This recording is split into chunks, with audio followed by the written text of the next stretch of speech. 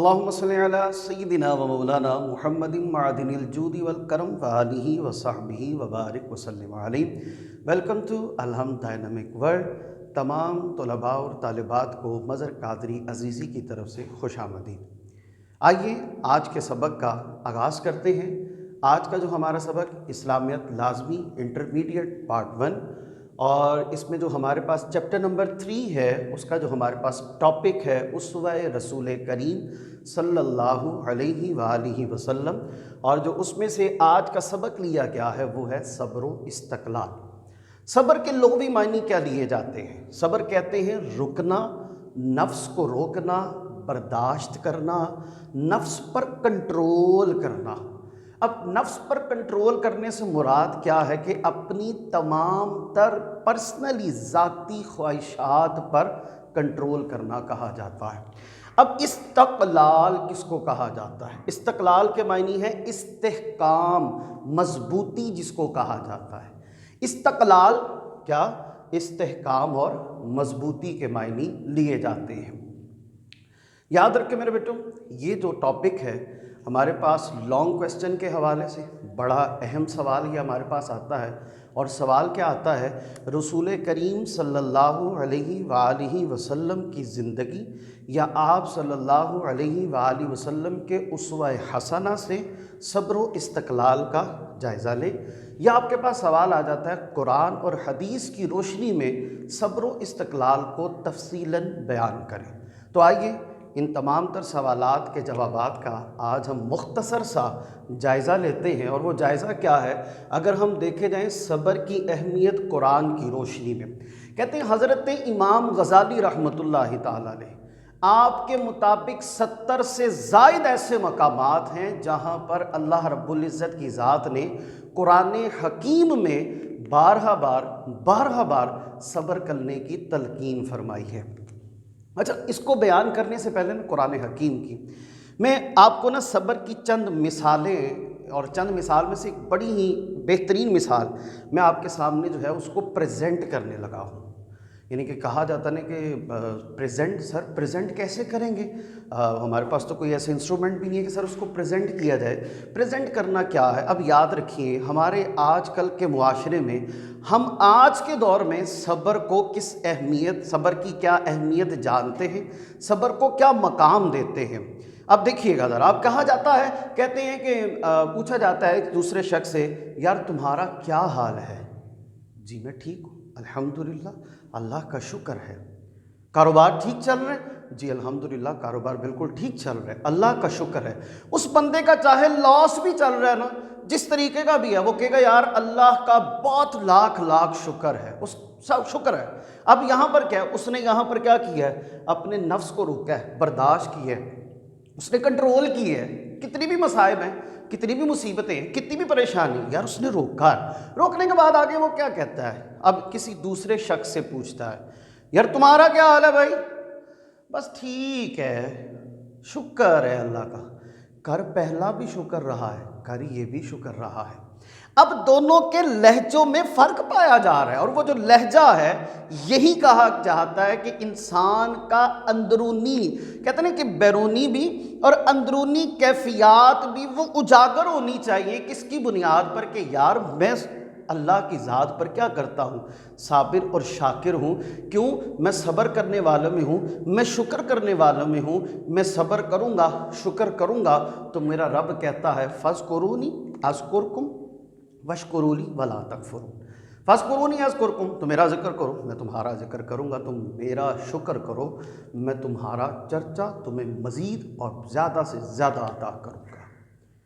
مفہوماً انداز میں آپ کے سامنے آئیے جائزہ لیتے ہیں قرآن کی صبر کی اہمیت قرآن کی روشنی میں۔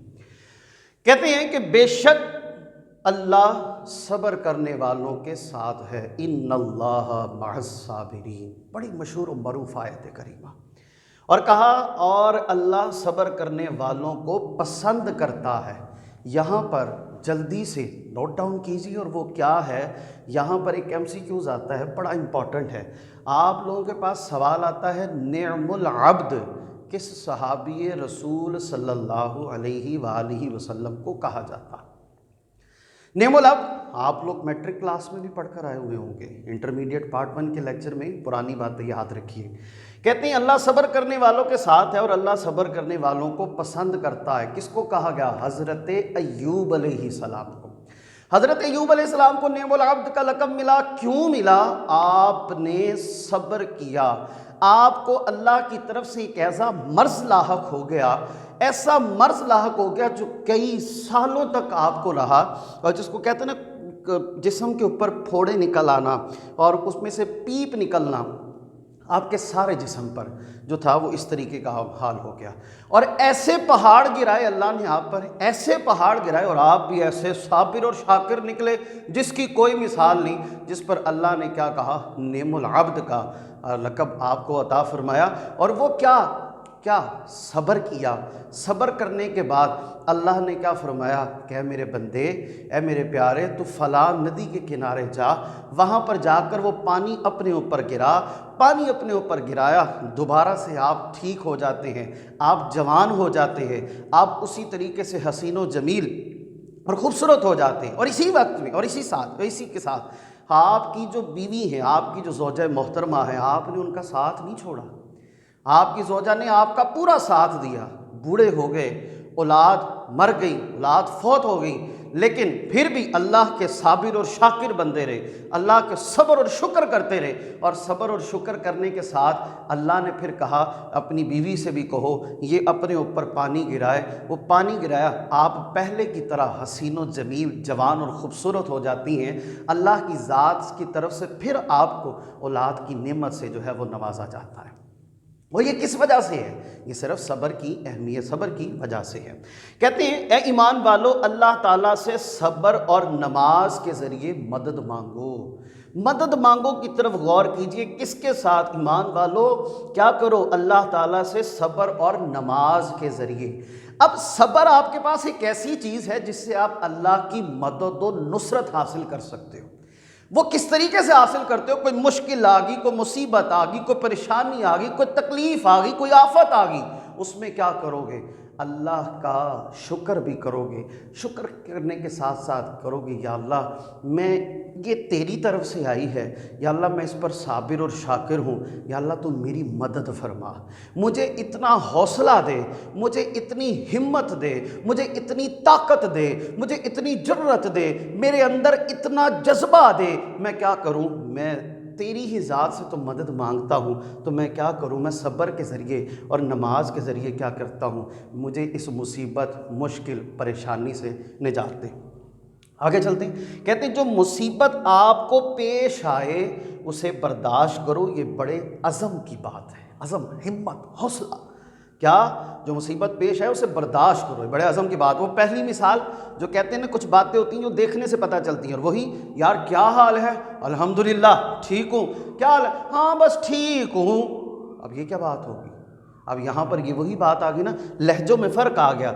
عزم، ہمت، حوصلہ، جرأت کے ساتھ دیکھنے والا دیکھے تو کہے ہاں یار یہ بڑا حوصلے مند انسان ہے، یار یہ بڑا حوصلے والا انسان ہے۔ اللہ رب العزت کی ذات نے قرآن حکیم میں ارشاد فرمایا، کیا ارشاد فرمایا؟ انا للہ و انا الیہ راجعون، تیری طرف سے آئے، تیری ہی چیز ہے، تیری ہی طرف پلٹ کر اس نے آنا ہے، تو یا اللہ تیرے ہی بندہ ہے، تیری ہی طرف آ رہا ہے، تو اے بندے تو روتا کیوں ہے؟ پھر تو اللہ سے گلے شکوے کیوں کرتا ہے؟ تو کس سے کام لے؟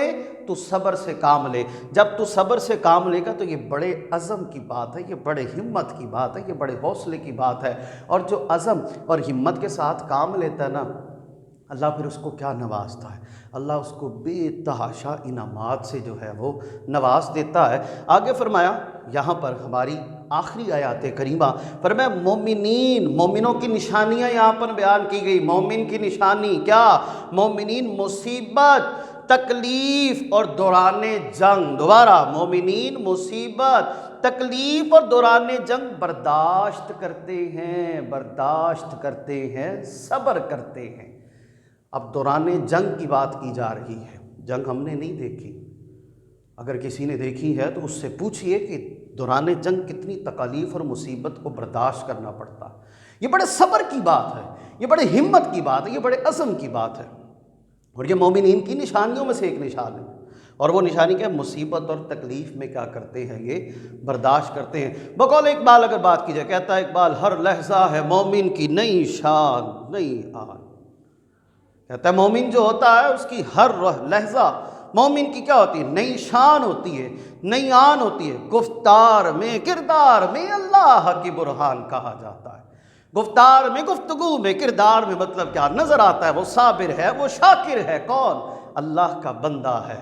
آگے آئیے، آگے چلتے ہیں۔ آگے ہمارے پاس صبر کی اہمیت حدیث مبارکہ کی روشنی میں، اس کا جائزہ لیتے ہیں۔ شارٹ کوسچن بھی بیٹا جی یہ پوچھ لیتا ہے۔ شارٹ کوسچن کیا پوچھتا ہے؟ صبر کی اہمیت قرآن کی روشنی میں بیان کریں، صبر کی اہمیت حدیث مبارکہ کی روشنی میں بیان کریں۔ لانگ کوسچن یہ پوچھ لیتا ہے صبر کی اہمیت قرآن و حدیث کی روشنی میں، جائزہ لیجئے۔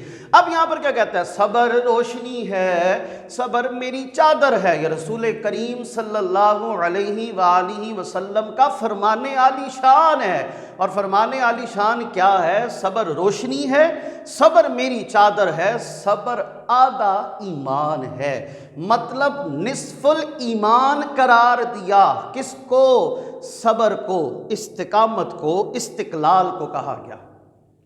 صبر آدھا ایمان قرار دیا گیا، یعنی کہ اگر جو انسان صابر نہیں ہے نا، جو انسان صبر کرنے والا نہیں ہے، سمجھیے اس کا ایمان مکمل نہیں ہے۔ ضروری نہیں ہے کہ معاشرے میں آپ کو کوئی برا کہے تو آپ جب تک اس کو برا نہ کہہ لے آپ کو سکون حاصل نہ ہو۔ ضروری نہیں ہے کہ آپ کو کوئی گالی نکالے تو آپ اگلے کو بھی گالی جب تک دے نہ لو تب تک آپ کو صبر نہ آئے۔ یاد رکھو، یاد رکھو، صابر وہی ہے جو صبر کرتا ہے اور اپنا معاملہ کس کے سپرد کرتا ہے؟ اللہ کے سپرد کر دیتا ہے۔ اب یہاں پہ دیکھیے، کہتے ہیں صبر کشائش، کشائش کے معنی میں نے یہاں پر انڈرلائن کی ہے، وسعت، زیادہ کی چابی ہے۔ صبر کشائش یعنی کہ وسعت کی چابی ہے۔ اگر تم چاہتے ہو تمہارے کاروبار میں، تمہارے مال میں، تمہاری عزت میں، تمہارے ہر ایک معاملات میں کشائش ہو جائے، بھر جائے، وسعت ہو جائے، تو کیا کرو میرے پتر؟ یہ چابی ہے، یہ ایک کی ہے۔ کس چیز کی؟ تالا کھل جاتا ہے، کس کا؟ ہر ایک چیز کا۔ صبر کشائش وسعت کی چابی قرار دی۔ اور یہ کون فرما رہا ہے؟ اللہ کے رسول صلی اللہ علیہ وآلہ وسلم کا فرمان عالی شان ہے۔ فرمایا صبر ایمان کے ساتھ، صبر کا ایمان کے ساتھ وہی تعلق ہے جو سر کا جسم کے ساتھ تعلق ہے۔ سر میں درد ہو، سارے بدن میں تکلیف محسوس ہوتی ہے، یعنی کہ سر نہ ہو تو جسم کا کوئی فائدہ، سر نہ ہو تو آپ کے دھڑ بیکار ہیں۔ یعنی کہ کیا ایک ایسی اہمیت قرار دے دی گئی، کیا صبر کا ایمان کے ساتھ وہی تعلق کیا جو سر کا جسم کے ساتھ ہے۔ اور اس کے بعد آپ صلی اللہ علیہ وآلہ وسلم سے پوچھا گیا صبر جمیل کسے کہتے ہیں؟ ہم لوگ کہتے ہیں نا اللہ آپ کو صبر جمیل عطا فرمائے، اللہ آپ کو اس صبر پر استقامت عطا فرمائے۔ تو آئیے آج جانتے ہیں صبر جمیل کہتے کس کو ہے۔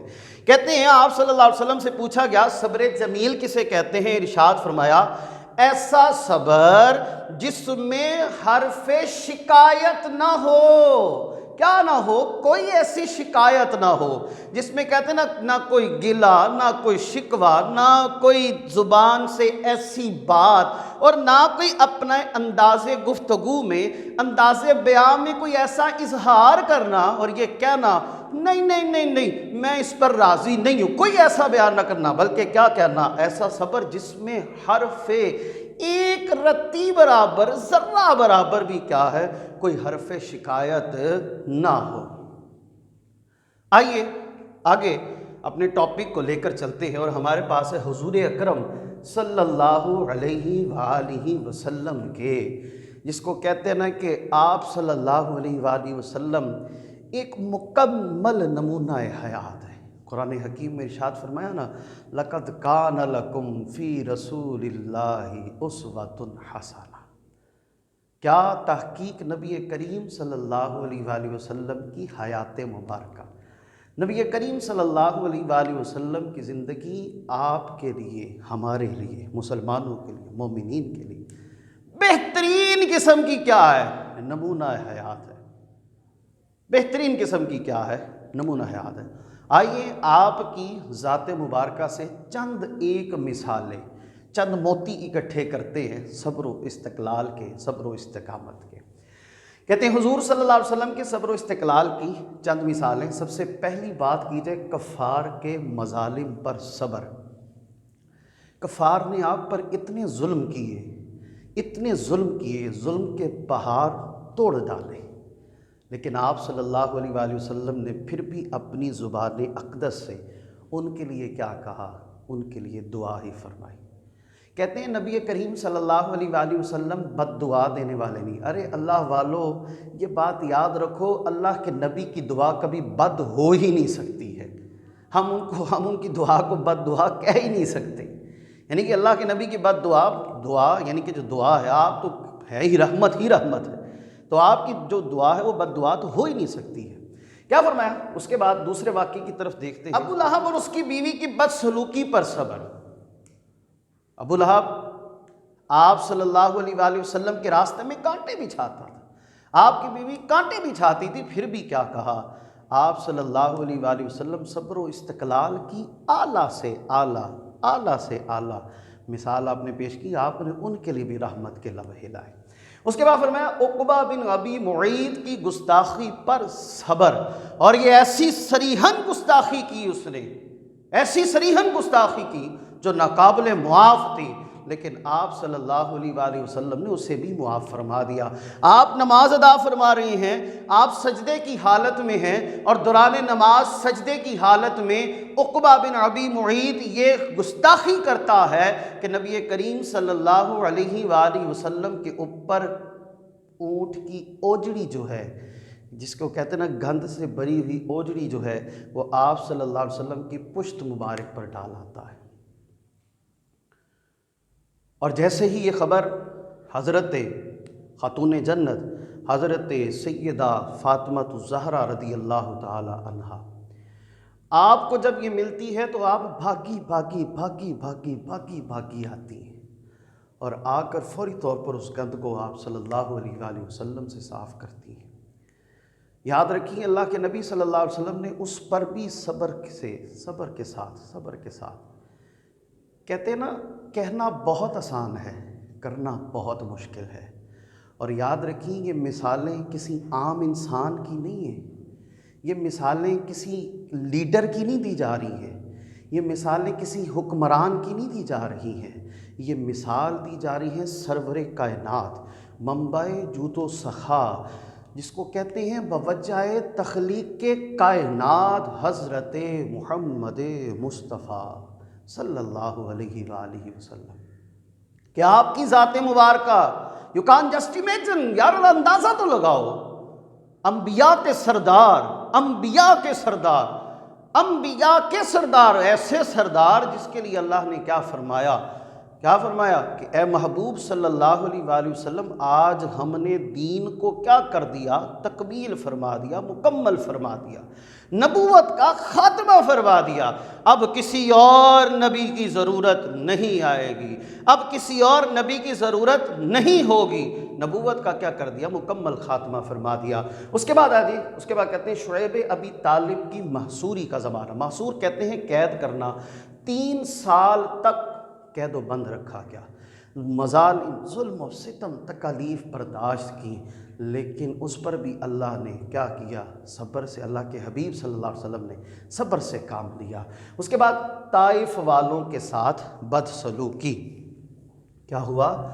طائف والوں کے ساتھ جو ہے وہ بدسلوکی جو ہے، طائف والوں کے ساتھ بدسلوکی۔ آپ صلی اللہ علیہ وآلہ وسلم کے اوپر طائف والوں نے پتھر تک برسائے۔ آپ صلی اللہ علیہ وآلہ وسلم کا جسم اطہر خون سے لہو لہان ہے۔ آپ صلی اللہ علیہ وآلہ وسلم کے پائے مبارک، آپ صلی اللہ علیہ وسلم کے پاؤں مبارک، آپ صلی اللہ علیہ وآلہ وسلم کے نالین مبارک، نالین کے معنی آپ صلی اللہ علیہ وسلم کے جوتے مبارک جو ہیں وہ خون سے تر ہو چکے ہیں۔ اتنے میں جبریل امین آتے ہیں، اللہ کا پیغام لے کے آتے ہیں، اے رسول کریم، اے رسول خدا صلی اللہ علیہ وآلہ وسلم، اللہ فرماتا ہے ہاتھ اٹھائیے بد دعا کیجئے، صحابہ بھی منتظر ہیں، بد دعا کیجئے، میں کیا کروں گا، ان بستی والوں کو، ان طائف والوں کو مسمار کر دوں گا، ختم کر دوں گا۔ اللہ کے نبی صلی اللہ علیہ وآلہ وسلم نے رحمت کے ہاتھ اٹھائے تو پھر بھی ان کے لیے بد دعا نہیں فرمائی، آپ نے ان کے لیے دعا ہی فرمائی ہے۔ اس کے بعد آگے غزوہ بدر، غزوہ حنین اور غزوہ احد میں بھی صبر کی آپ صلی اللہ علیہ وآلہ وسلم کی بے تحاشا مثالیں جو ہے وہ ہمارے سامنے ہے۔ آپ کے پاس MCQs ایک آتا ہے، نوٹ کیجئے۔ غزوہ بدر، اسلام کا سب سے پہلا غزوہ کون سا تھا؟ غزوہ بدر تھا۔ غزوہ کس کو کہتے ہیں؟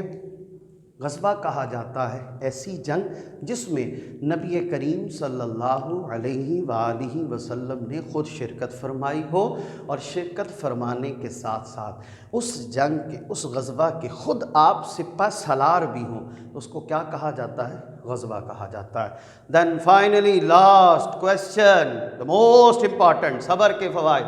صبر کے کیا معنی ہیں؟ یہ تو یہاں پر آ گیا۔